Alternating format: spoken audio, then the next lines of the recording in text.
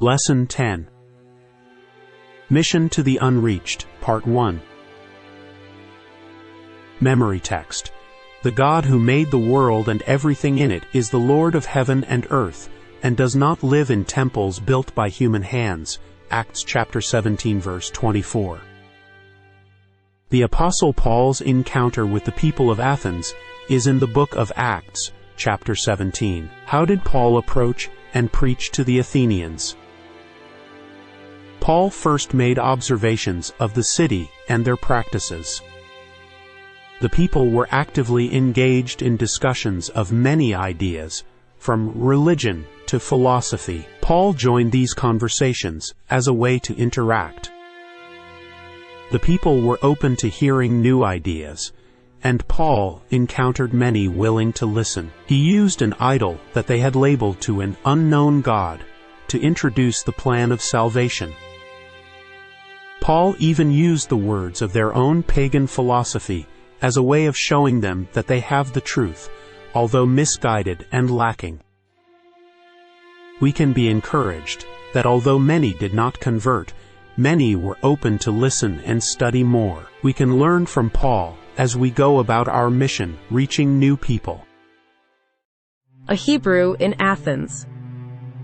In Acts chapter 17 verses 1 to 16, the Apostle Paul arrives in Athens during his second missionary journey.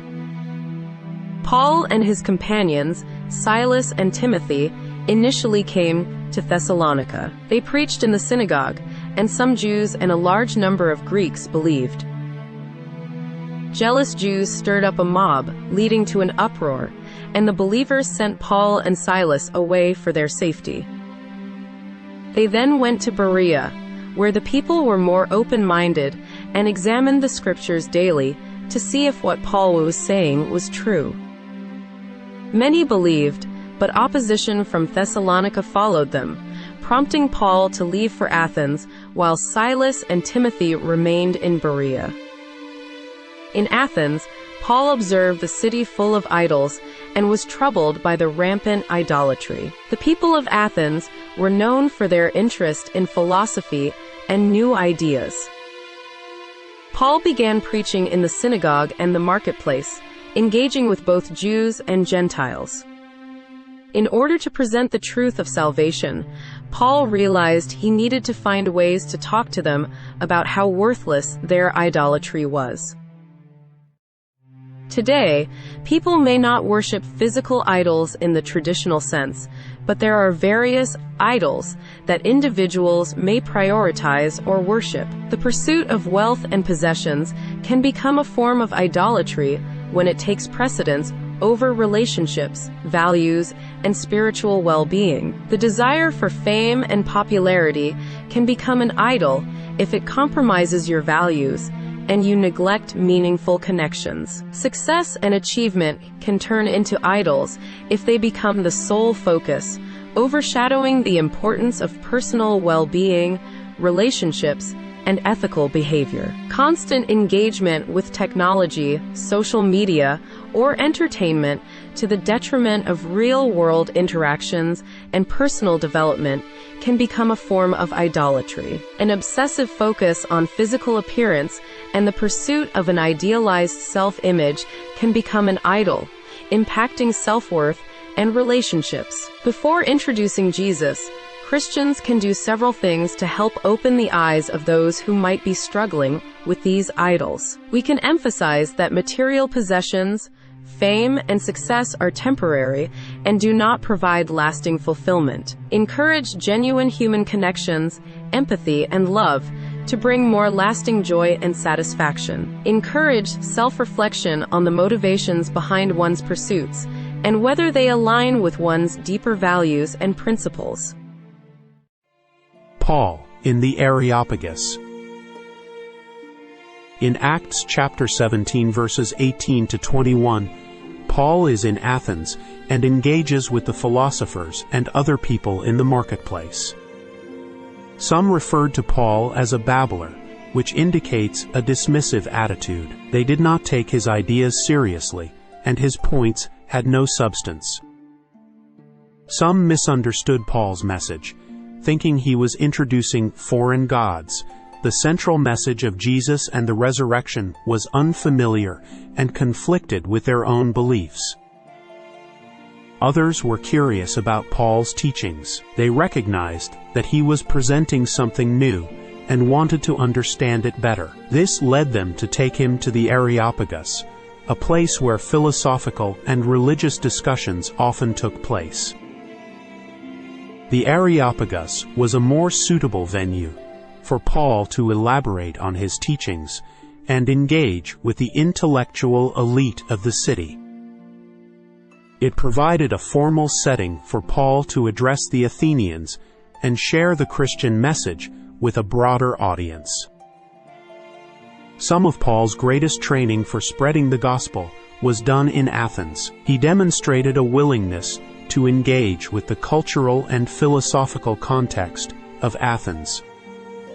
In his speech to the Athenians, Paul engaged with their philosophical and religious ideas.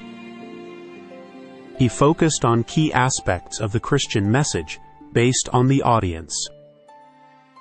In Athens, the resurrection took center stage, perhaps recognizing the importance of addressing Greek philosophical views on the afterlife and the nature of God. Paul and the unknown God. In Acts chapter 17 verses 22 to 23, the Apostle Paul is addressing the Athenians, who were known for their philosophical and religious diversity. Paul employs a strategic approach that acknowledges their cultural and religious background. Paul starts by complimenting the Athenians on their religious zeal. He observes that they are very religious and have many altars and idols, including an altar dedicated to an unknown God. Rather than condemning their practices, Paul uses this observation as a starting point to introduce them to the one true God. In Acts chapter 17 verse 23, Paul says, "For as I walked around and looked carefully at your objects of worship, I even found an altar with this inscription, 'To an unknown God.' So you are ignorant of the very thing you worship, and this is what I am going to proclaim to you." Paul seizes upon their acknowledgement of an unknown God to proclaim the gospel of Jesus Christ. He explains that this unknown God is the creator of the world, the Lord of heaven and earth, and does not dwell in temples made by human hands. Paul then goes on to declare the message of repentance and the resurrection of Jesus Christ.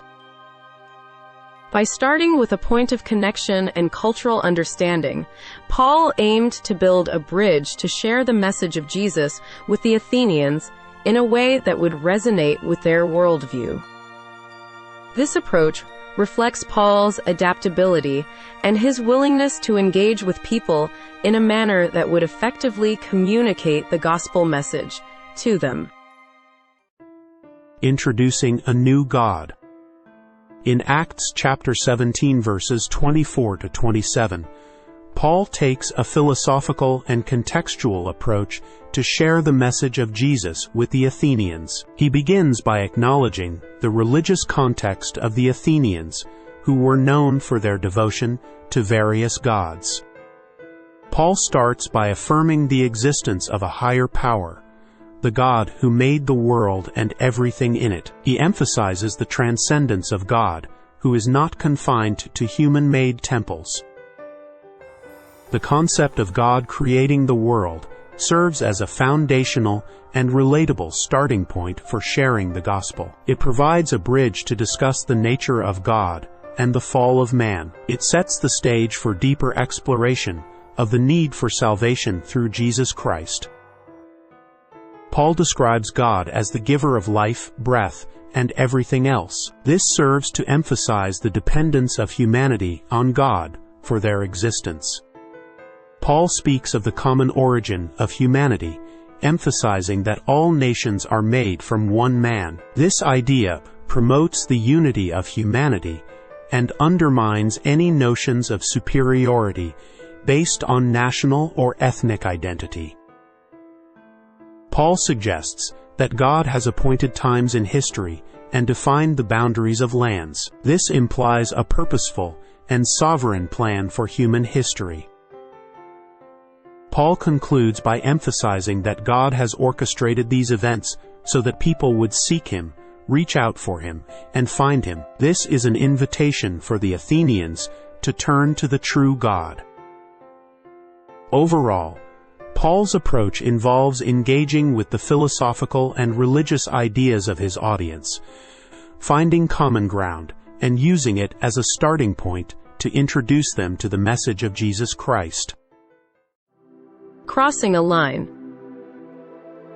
In Acts chapter 17 verse 28, Paul quotes a line that is commonly attributed to a Greek philosopher. The verse states, "For in him we live and move and have our being, as even some of your own poets have said, for we are indeed his offspring."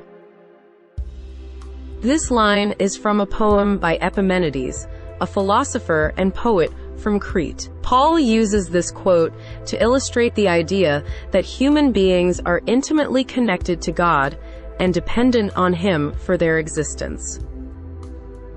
The specific poem and quote are not directly identified in the text, but it is believed to be a reference to Epimenides based on historical sources. Paul's choice to quote a Greek philosopher was a strategic move. By referencing a respected figure from their own culture, he sought to establish common ground and bridge the gap between his message and the worldview of the Athenian audience.